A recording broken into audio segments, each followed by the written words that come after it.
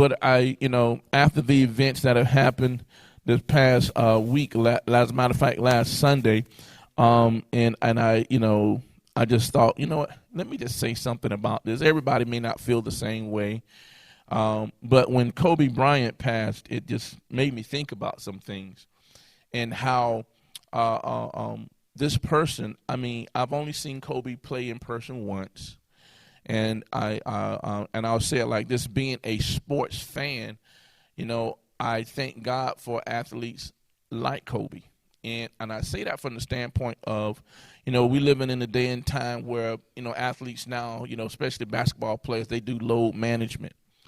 But Kobe was cut out of a different cloth, and he was like a Michael Jordan. If there was a game, he felt like he needed to play because the fans came to see that. And again, just dealing with the fact of how, I paid good money for those seats because I didn't have season tickets. But Kobe was finally coming close enough to Tallahassee. He was playing Orlando Magic. He was playing the Magic, and the boys were young. And so what I wanted to do was that week, Michael was a Peyton Manning fan, and the Indianapolis Colts were playing in Jacksonville on a Thursday night.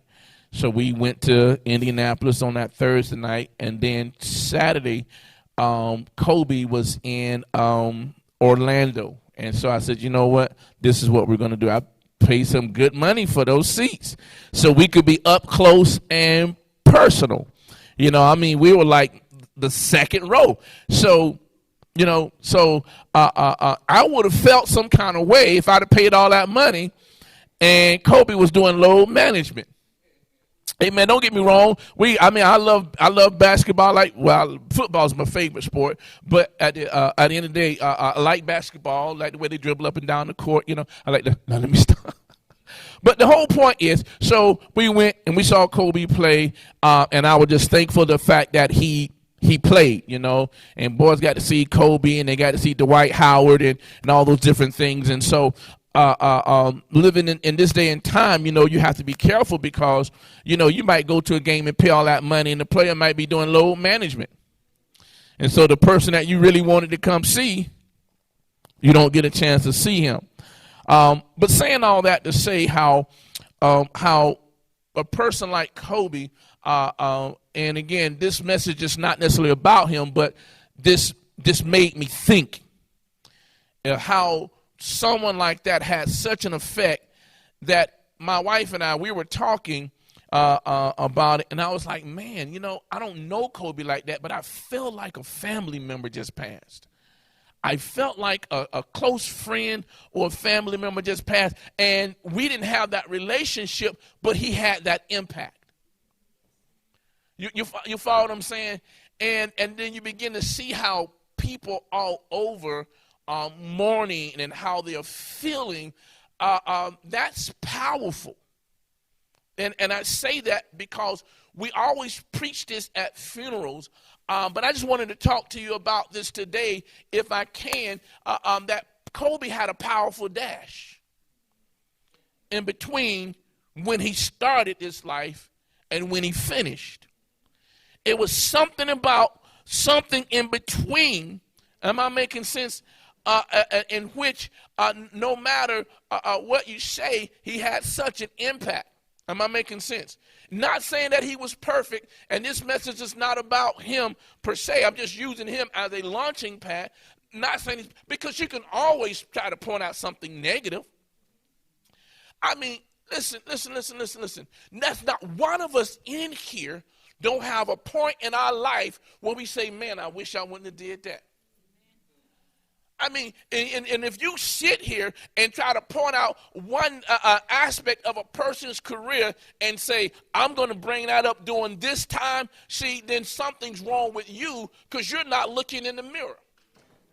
All of us, when we come and we have to lay in front of the sanctuary or wherever they're going to have your funeral at, guess what? Everybody has a story of the good, the bad, and the ugly that they could tell about you. It's what you choose to tell at that time. It's about what's important at that time.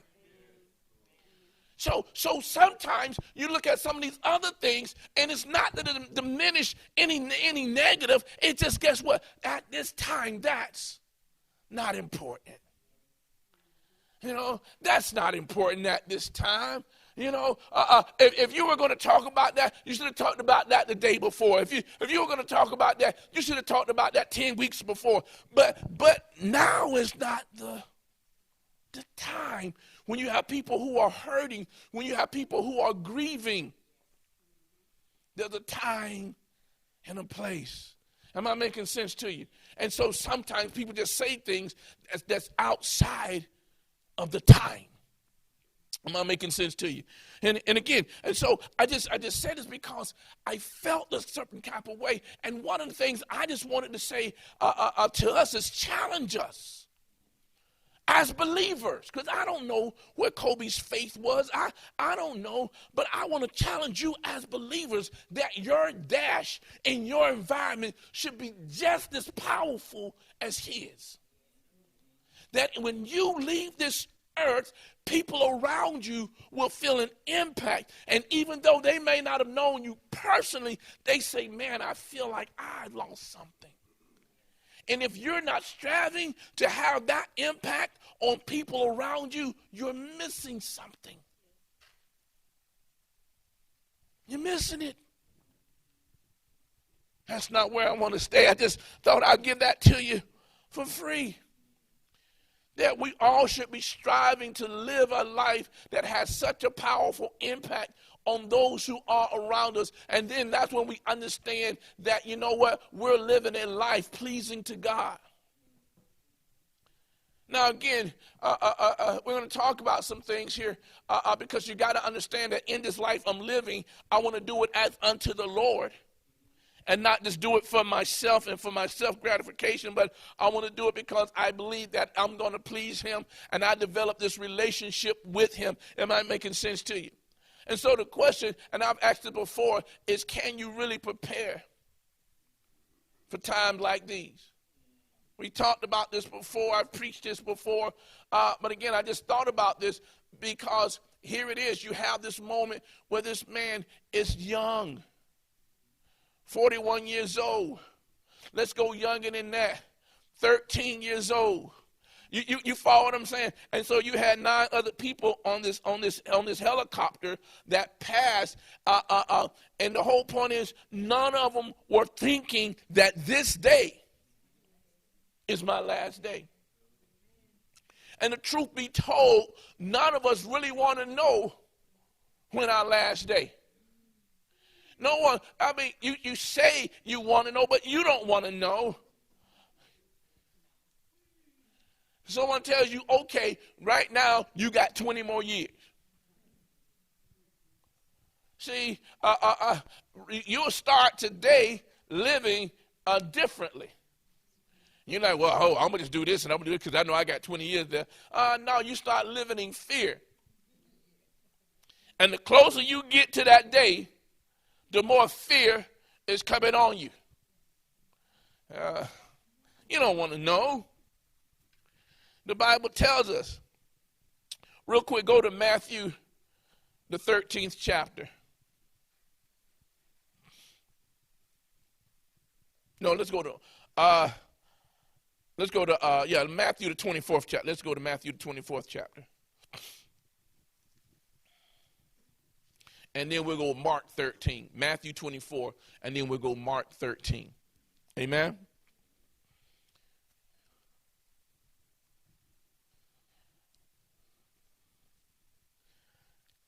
Matthew 24th chapter, verse 36 says, but of that day and hour knoweth no man. No, not the angels of heaven, but my Father only. No man knows the day nor the hour. It says, but as it was in the days of Noah, so shall also coming, if I can get out my mouth, so shall also the coming of the Son of Man be. For as in the days that were before the flood, they were eating and drinking, marrying and giving in marriage until the day that Noah entered into the ark. They were living their life as usual, having fun, marrying, giving in marriage, and all these different things, partying. And then all of a sudden, it happened. Does that make sense to you? No one knows.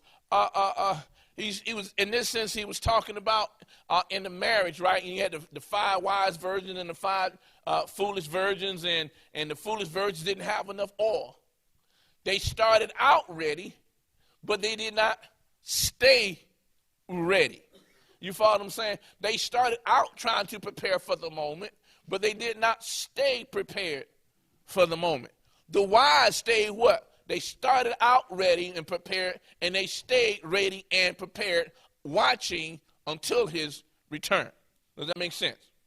Mark the 13th chapter. Mark 13, and let's go straight to verse 32.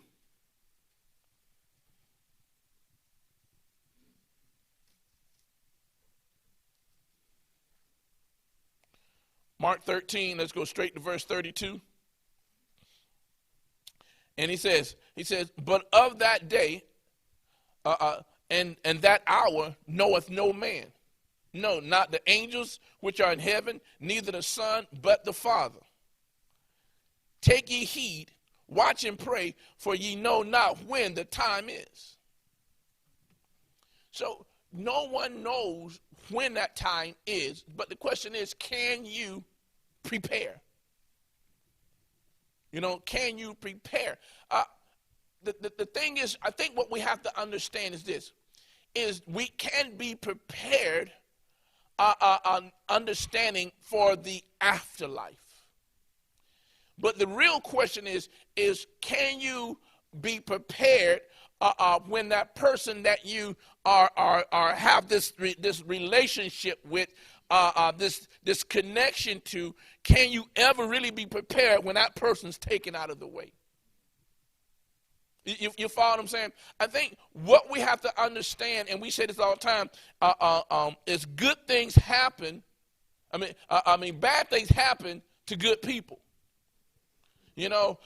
Sometimes, and especially in church and in ministry, we have to be careful trying to give an answer to something that we don't have the answer for. Sometimes it's just a thing of this too is vanity. Sometimes I don't understand. When God gives me an answer, I'll give it to you. But until then, hey, sometimes you will see a wicked man days prolonged and a righteous man days cut short.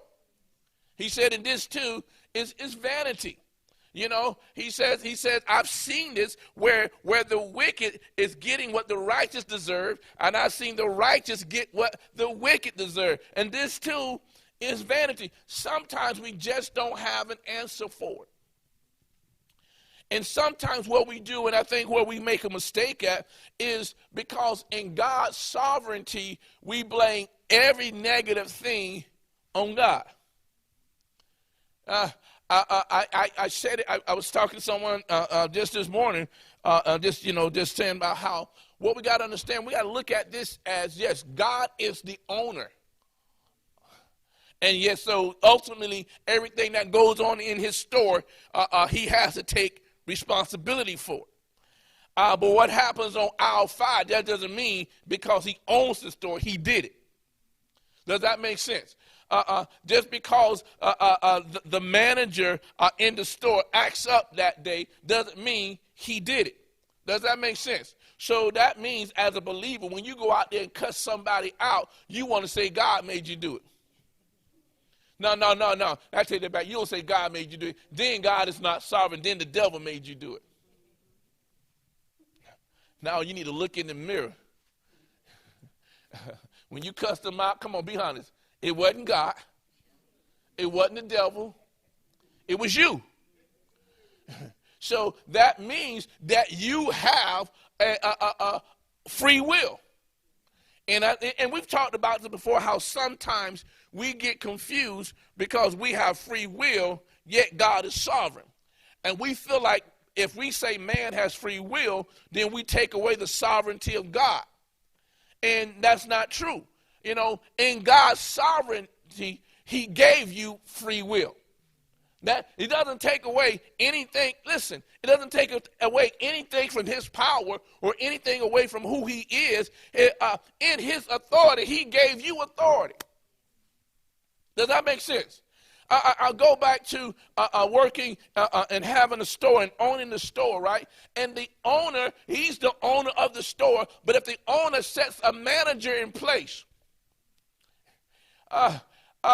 he gives that manager a level of latitude, a longitude. He gives that manager room to do what? Operate and make decisions without always having to call him or her. My bad, you know.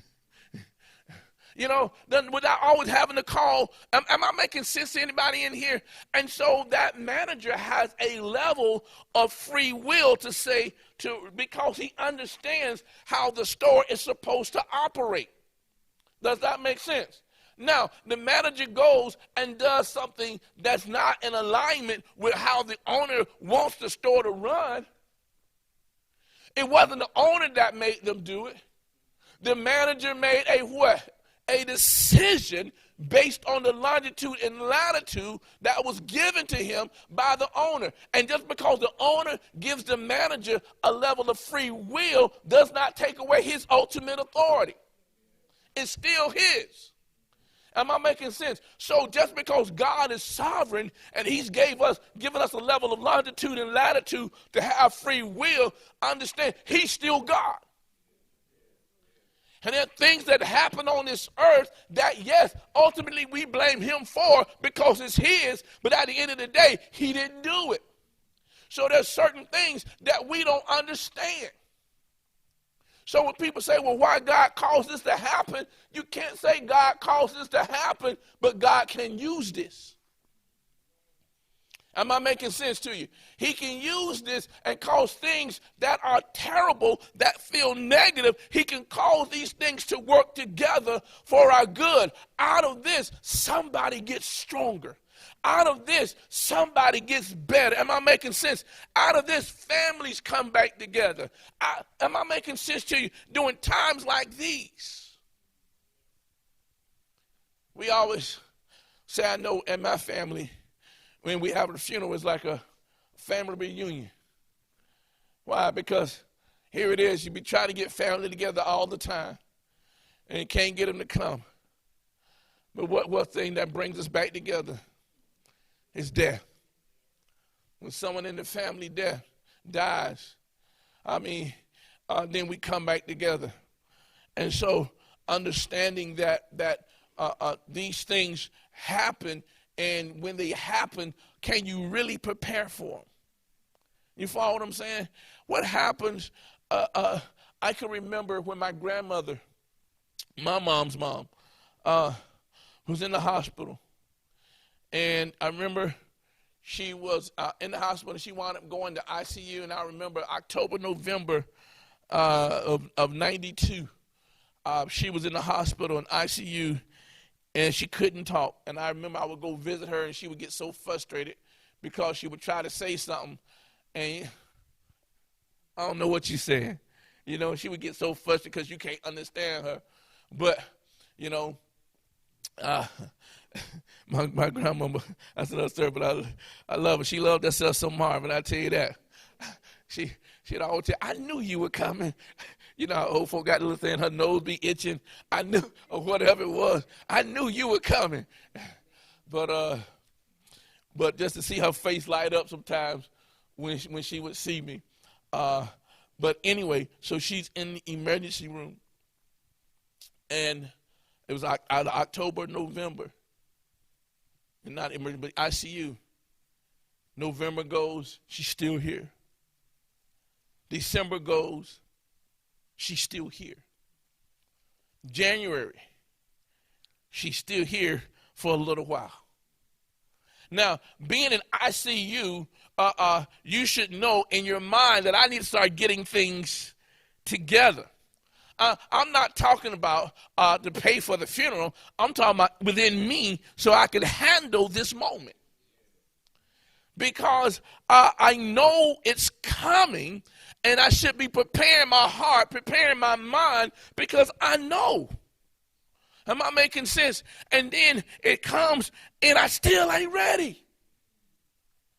And she passes, and I feel hurt, and I'm like, oh. You know, and we get over it. Am I making sense to you?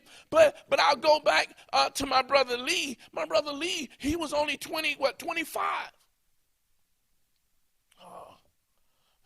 And I remember getting a phone call on a Wednesday saying, from my mama saying, baby, we losing Lee. And I'm like, what do you mean we losing Lee? I mean, he's been sick before. He said, no. She said, no, baby. No, we losing him. You know? And then it hit me. I'm like, oh. And by Friday, I had to make the decision to take him off life support. He was already brain dead. And my mom came to me, asked me, okay, what is... And it was so sudden. Am I making sense? And that I felt like I didn't have time to prepare. But he died before my grandmother. And when he died, I didn't feel like I had time to prepare. She died, and I thought I had time to prepare, but I did not ever become prepared. Am I making sense? So what we got to understand, in moments like these, it's not the fact that it happened. It's how do we come out of this thing? Because times like these happen. And it's easy for us to say, you know, when we're on the opposite side of this thing. But I want you to understand that when you're in the midst of this thing and all the pain that you feel, if you keep your hand in God's hands, and don't focus on the why, but focus on God, you're going to come out of this thing. Because there's some things we will never understand why. My brother Lee had sickle cell, but I still didn't understand why. Because my brother Artemus, he was 2 years younger than my brother Lee. He didn't die till he was almost 42. You follow what I'm saying? So you can say, well, yeah, people with sickle cell, they die. But why my brother died that early? But somebody else can say, well, my brother died early in that, or my sister died early in that, or my child died. Am I making sense to anybody in here? There are moments in life where things happen so suddenly that you just don't feel like you're prepared for it. And it catches you off guard. But I want you to understand there are things that you can walk into seeing it's coming. You just don't know when. And you see it coming, you know it's coming, but the fact that you still don't know when it happens, it still catches you off guard. I can remember in the Marine Corps, you know, we're shooting our rifle, and they're teaching us how to shoot the rifle. And, you know, when you're shooting long distance, you don't want to have any jerks or anything, because, you know, a slight miscalculation here, you know, when you're shooting something 500 yards down the road, it's a bigger, you're off a lot further down the road. But they say you should slowly and slightly pull on the trigger, so much so that when it goes off, it should startle you. You follow what I'm saying? Because then that way you're squeezing the trigger, you're not pulling the trigger. You know, you're slowly squeezing it, and then bam. You know, am I making sense to you? Now, so the whole point is this. But I know what's getting ready to happen. I'm the one doing it. And yet and still, when it goes off, it's still, oh. Am I talking to anybody? You're bracing yourself because you know it got some kick, and you know it's coming, and you done this 100 times, and yet still, you squeeze it again, and the next one catches you. Some things you can never prepare yourself for. And the problem becomes when you keep trying to ask why, because in some of these things, there is no answer to why. It's just this is a part of this life. Am I making sense? This is just a part of life. I can remember when I walked into the hospital to see my mother alive for the last time. Mother had got older. Mother had been placed on dialysis. But my mother is a fighter. My mother wrote about this in the book, you know. My mother fought cancer and came out victorious. You follow what I'm saying? It came back. She fought it and won. This is a bad lady now. This is a lady that would stop her car, and if she see a rattlesnake, she would stop her car to get out the car to go kill the snake. I'm like, why not just run it over? I've seen snakes jump off the ground trying to bite her. And she just hit it across the head. Wow. She believed in bruising his head. You know, I told y'all about the story about how we were going fishing one time, and this alligator was scaring off the fish. So my mom said, I got something for him. I'm going to catch the alligator. The alligator bit our line. And what he started doing, he started coming straight to the shore with the line. I'm getting scared because it's just me and her. She like, here, hold the pole. I'm like, why you want me to hold the pole? And he coming straight this way. She said, hold the pole and keep the line tight. So as he coming, I had to keep backing up. She found the log. As soon as he got on land, boom, hit it across the head, picked him up. Won't eat fish now. We got meat.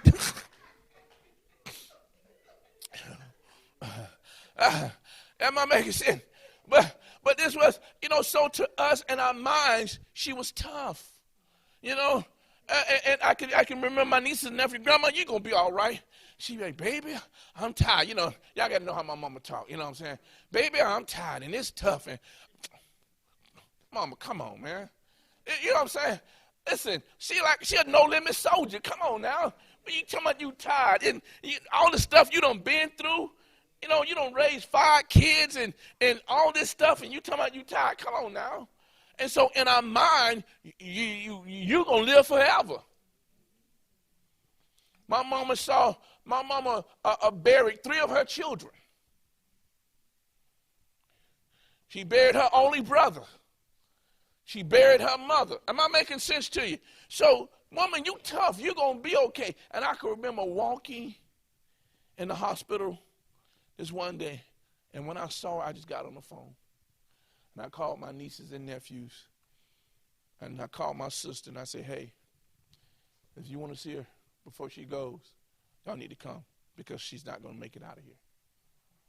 And by that Thursday or Friday, she was gone. And the fact is, I saw her on that Monday and knew she wasn't going to make it. And the fact that when she died, I still wasn't ready. I still wasn't ready. Am I making sense to you? And so understanding that times like these happen. And it hurts us and it grips you in certain ways. The question is, what do you do with this? I can remember at my mom's funeral, when I preached her funeral, I remember talking about the fact that some things you don't get over, but the power of God, you get through it. There's certain types of hurts and certain types of pain that you will feel with the loss of a loved one. It's too high to get over. It's too low to get under. It's too wide to go around. You just got to muster up the strength to drill a hole and get through this thing. Am I making sense? Some things you just got to force your way through.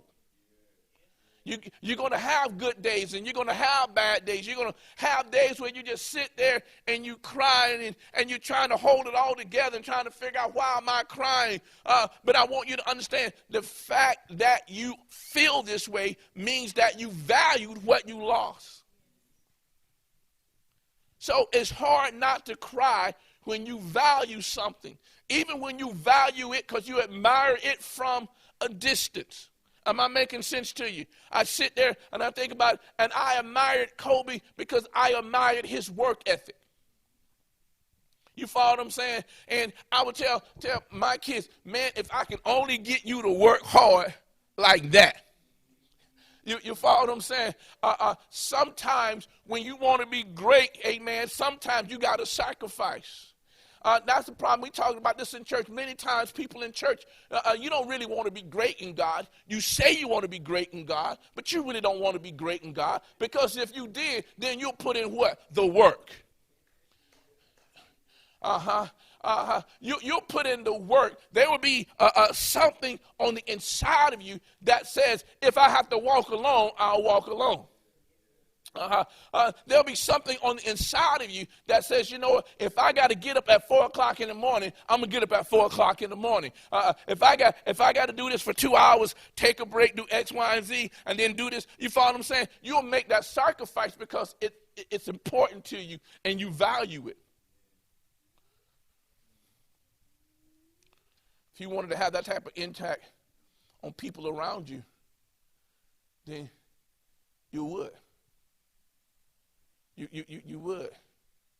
I remember we were out eating one day, me and my brothers sitting out eating, and this guy came and he was talking about this one person and how the people when they knew he was on the job, when they knew he was working, then they do things differently because they respected who he was and they knew what he would do. So they had a level of respect there that if he was on the job, they would drive 5 miles out the way.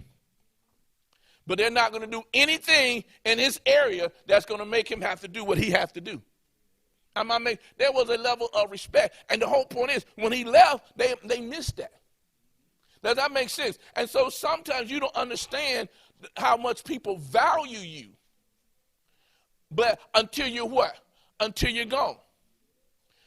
Sometimes you don't understand how much people appreciate you until you're gone. Am I making sense to you? And so everybody's not going to always give you your flowers while you're alive. I'll be honest with you, I felt some kind of way. When Kobe passed, and I'll be honest, I was like, I'm trying to process this thing myself, and I found myself a few days later saying, man, I can't believe Kobe gone.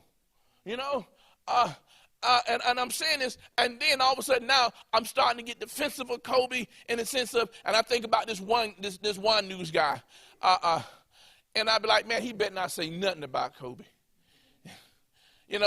There's this one guy who, I don't want to say his name, but this guy always was saying something negative about Kobe. Now, you go back a few years ago when Kobe was in his prime, the same guy, they got him recorded talking about Kobe is the next best thing since sliced bread and all this stuff. And now, because he's a big LeBron fan, he's always talking negative about. I said to myself, this joker better not say nothing about Kobe. I don't even want him to say nothing positive. Don't say nothing. Just keep your mouth shut. I'm feeling some kind of way because I'm in my what? My emotions, my feelings. And then you come out and say, now that what? That ain't right. Let me keep going. So understand this. In order to prepare for things, we do this all the times in our life. Think about this. How many of you as parents try to prepare for your children to go to school? Remember that first day they went to school and you couldn't stay with them? And you were trying to prepare for that? How did that go? It didn't go because they were crying and you were about to cry too. And be honest, we probably did cry. Probably sat in the parking lot a little bit contemplating, am I going to go get my child or what? You ain't going to school. You know, and then finally you got them in school, and as parents we talking about who I can't be glad that when I get them out the house and I'm preparing for that day when they graduate and get out the house, and then all of a sudden they graduate and you sit there looking like, I don't know, am I ready? I can remember when Marvin graduated. Okay, we cool. The next thing, Mike graduate, and we take Mike to New Orleans. Man, I'm cool. I'm cool. I'm cool. Until we getting ready to leave. And he has this sad look on his face saying, and he said, y'all really gonna leave me? Man, I broke. And my allergies took over, and the allergies caused my eyes to water. That's what I'm gonna say. That's my story. And I'm sticking to it. But no, be honest, man, I cried like a baby. And I realized no matter how prepared I thought I was, and no matter how ready, I'm ready for this, when it happened, I wasn't ready. And now I realize, and I look back now on my mom, every time I would go home, and my mom would make me feel so sad when I was getting ready to leave, because now I understand, she wasn't ready. And no matter how much you try to prepare,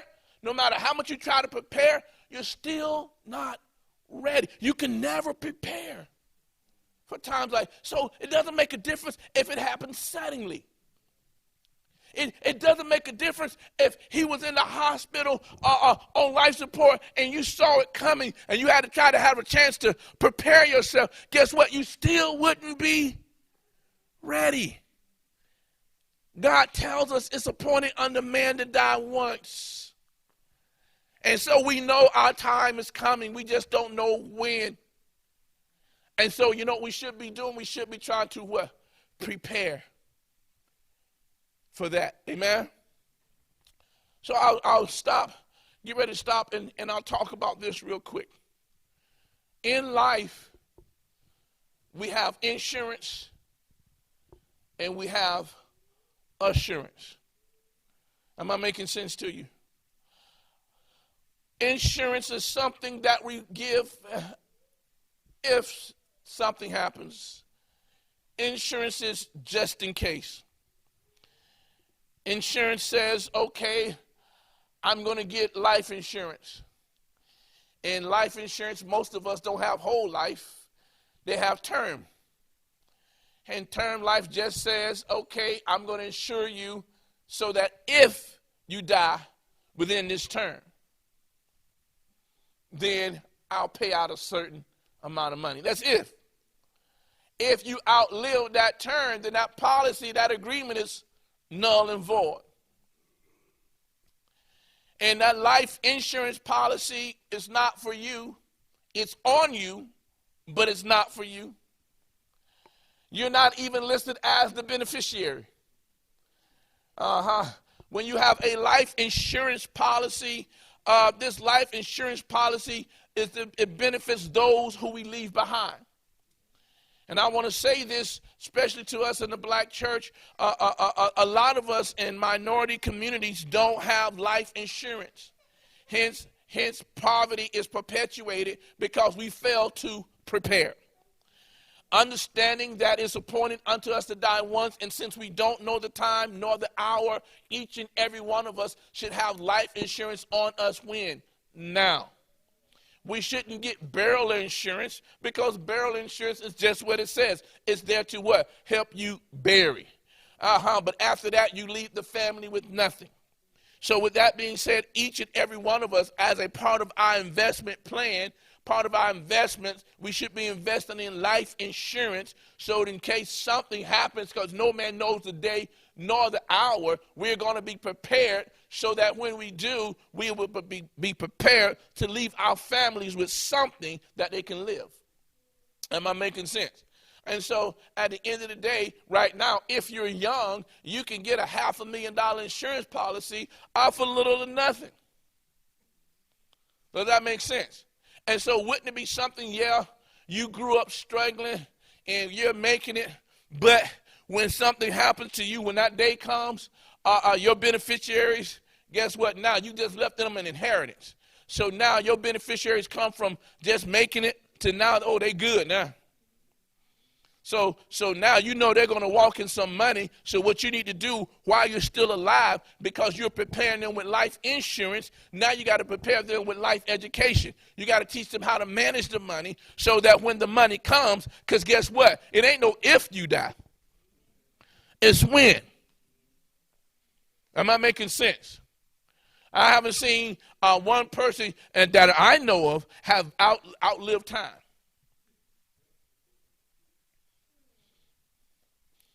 I ain't seen one yet. Right? The Bible tells us Enoch, but Enoch ain't here. And so life insurance is something that's important, but life insurance is not for the person who's leaving. Life insurance benefits those who are gone. Now, there's a life assurance policy that you can talk about. And, you can talk about that in finances. But we can also talk about that with God. That one of the ways that you can prepare for times like these, when it's your time, is to get blessed assurance.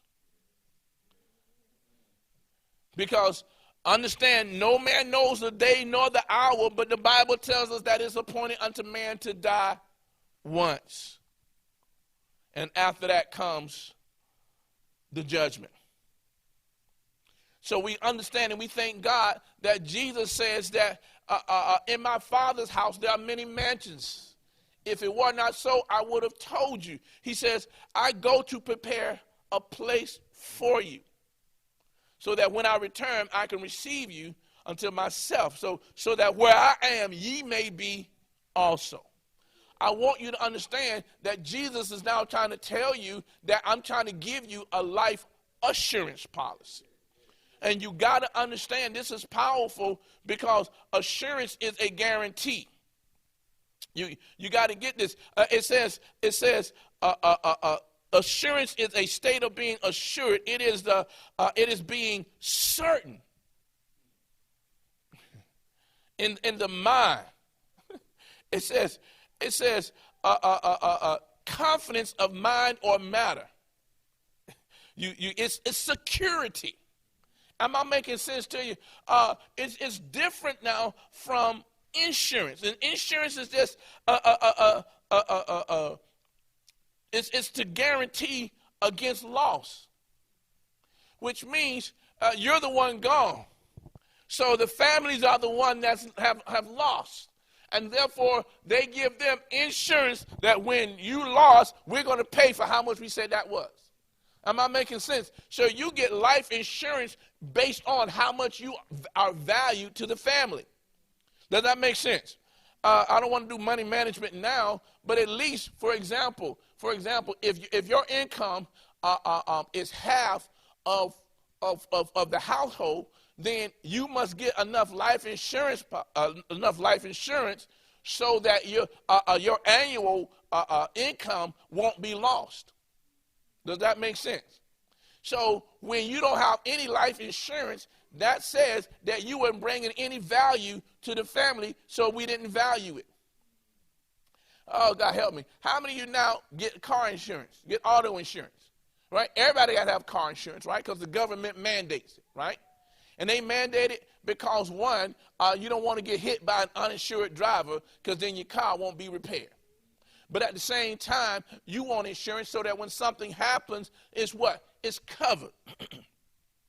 And then most of us say, well, you know what? I'm just going to get personal injury, PIP, when I don't have to. I'm not going to get full coverage. I'm not going to get comp and collision, right? And there's a difference.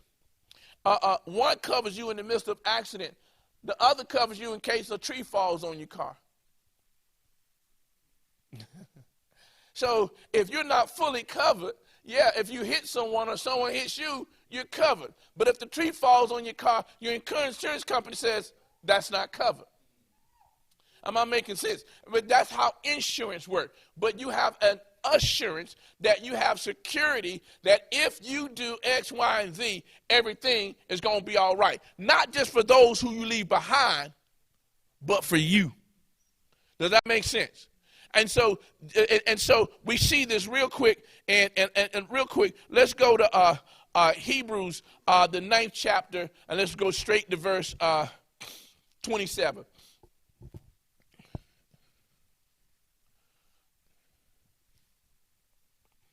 Hebrews, the 9th chapter, verse 27.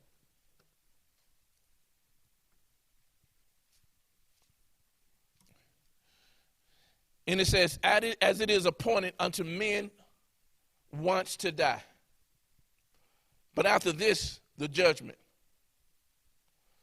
So Christ was offered to bear the sins of many. And unto them that look for him shall he appear the second time without sin unto salvation. I want you to see this so that you can be assured that after this death there's life. Believe in Christ. Because Christ is your assurance policy. He says that Christ died once for many.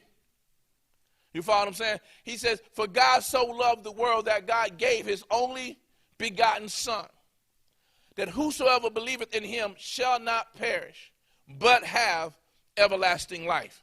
This is your assurance. This is your security that one glad morning when this life is over, you'll fly away.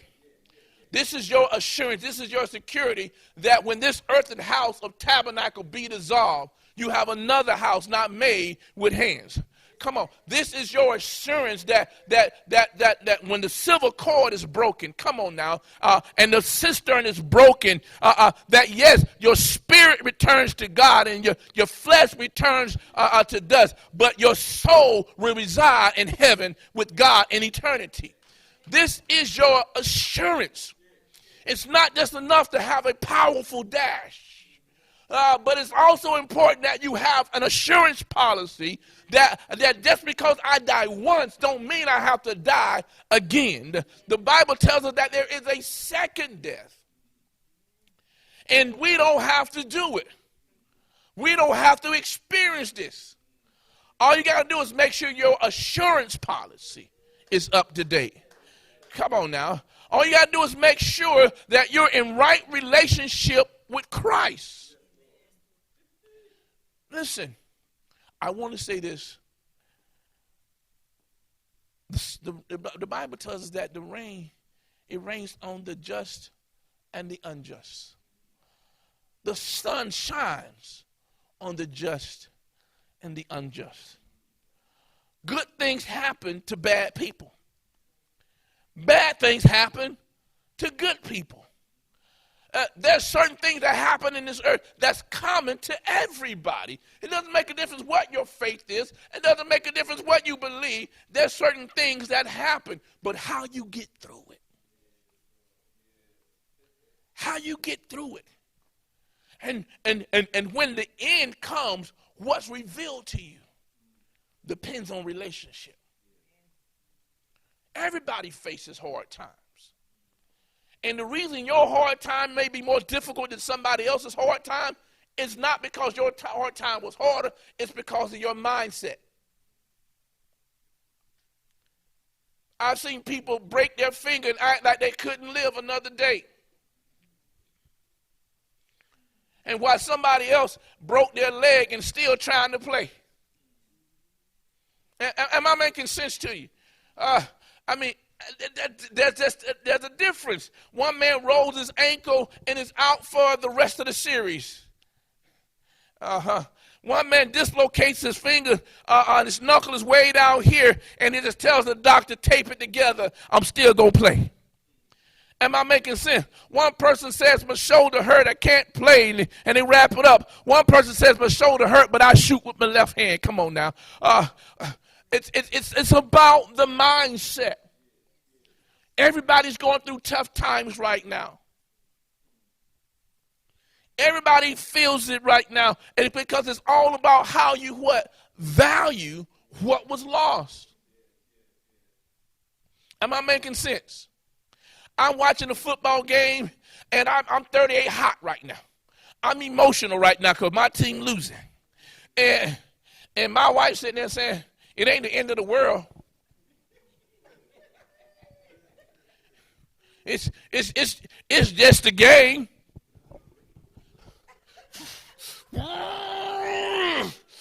What do you mean it's just a game? Oh my God.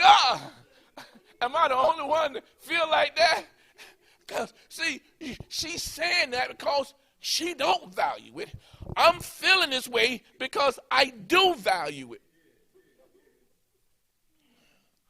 But in the end, none of that makes a difference. It's all about attitude. It's all about mindset. Am I making sense? It's what drives you, what pushes you, what's on the inside of you keeping you going. Am I making sense? I talked about this last week, and I'm through. There are going to be days where you feel like quitting. Am I the only one that done said forget it? Come on now. I know y'all saved in here. I know it. I know you're saved, sanctified, filled with the Holy Ghost, burning fire. All right? I understand that. But am I the only one that be like, man, forget it. I'm tired of this. I mean, the truth be told, you ain't want to say forget it. You probably want to say another F word. I mean, come on. See, y'all don't be too religious in here that we can't be real. Sometimes you feel a certain way, and I know God, I know Jesus, but man, forget this because I'm tired of where I am, and I'm tired of feeling how I'm feeling. And no matter what, when that bad day happens, even though we know bad days happen, can you ever prepare? Things are going great, and you're making money, and you have a day where you lose everything you made. You knew it was a possibility, but you're still not prepared.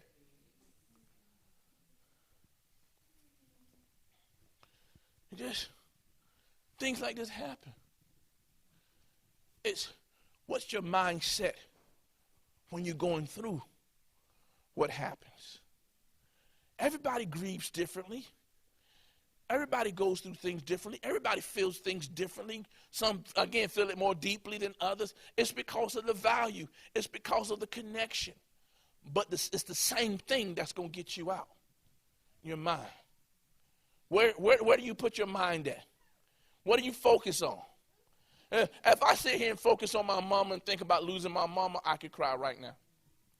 If I focus on losing my brother Lee, my brother Artemus, my brother Ernest, I could cry right now. If I focus on losing my Uncle Wade, I can cry right now. And I'm just naming those people because those people I was close to. You follow what I'm saying? But I can remember after my brother Lee died, one of the things we learned in my family, because we never told each other we love each other. You just knew it. You know what I'm saying? You just knew it. We don't say it. You just know. My brother Lee died. And the first thing that came to me was I never got a chance to tell him how much I love him. So, you know what happened after that? He never let a day go past. When I talked to my mama, I talked to my brothers. You know what? Before we get off the phone, love you. Before I leave your phone, listen, I could be 38 hot with you. But guess what? I love you. Boom. Slam the door and walk off. I don't always feel like that.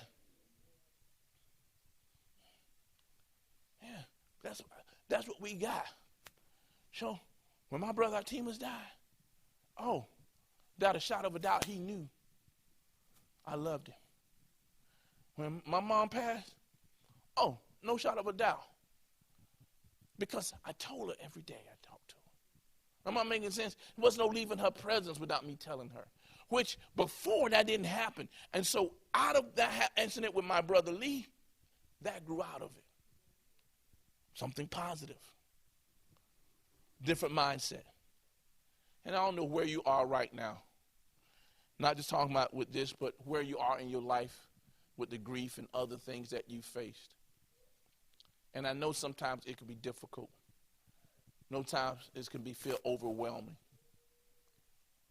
But with the right focus and with the help of God, you keep Jesus on your side, that blessed assurance, this too shall pass. And you can make it through anything. You can make it through anything with God. Amen? Amen. Give the Lord a hand praise. Come on, bless him.